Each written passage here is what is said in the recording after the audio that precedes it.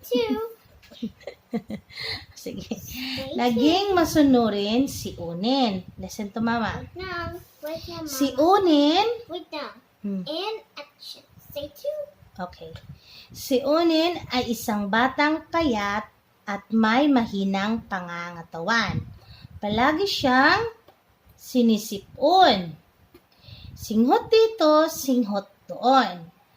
Nilalayuan na siya ng kanyang mga kaklase dahil natatakot na baka sila mahawaan. Mahawa ng sipon kay Onen, pero wala siyang pakialam. Pag-uwi niya sa bahay, Pampo. Ito yung aso niya, name ng aso niya ha. Pampo. Ang malakas na sigaw ni Unin sabay yakap ng kanyang alagang asong mabaho. Unin, anak, magbihis ka muna at magtakip ng tela sa iyong ilong bago ka makipaglaro kay Pampo at baka lumala ang iyong sipon.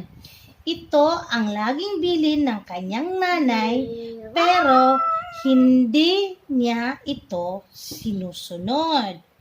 Hindi niya naaamoy na mabaho si Pampo dahil sa kanyang sipon. Tatakbo pa siya sa buhangin at maglaro doon. Pati ang gamot niya ay hindi na niya nainom.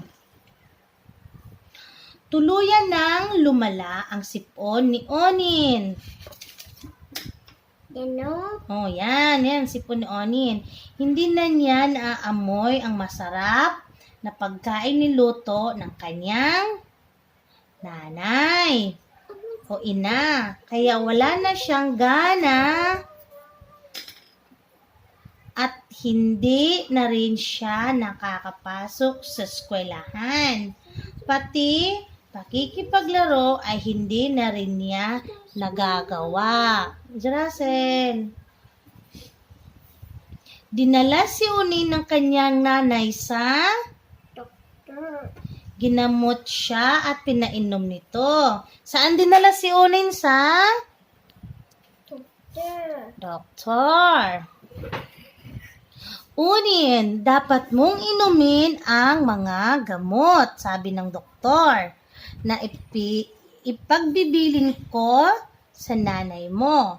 Kumain ka ng masustansyang pagkain, iwasan mo ang mga marurumi at alikabok na bagay upang ikaw ay gumaling at makapasok sa paaralan.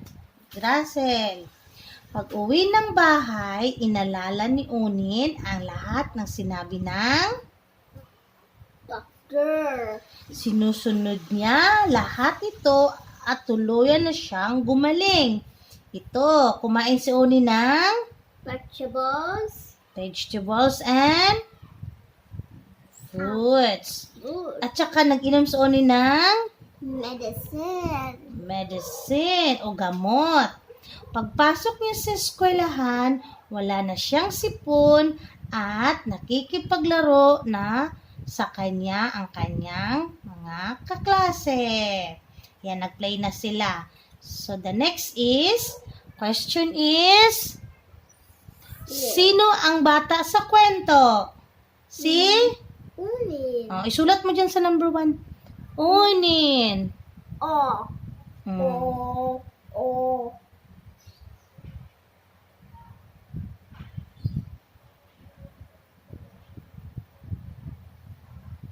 Yes or no? Yes. Yeah. And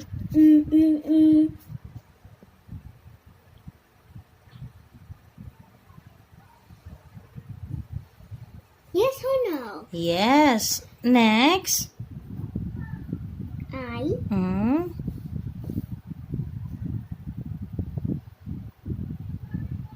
Yes or no? Ah, yes, yan. Sige. N. Onin.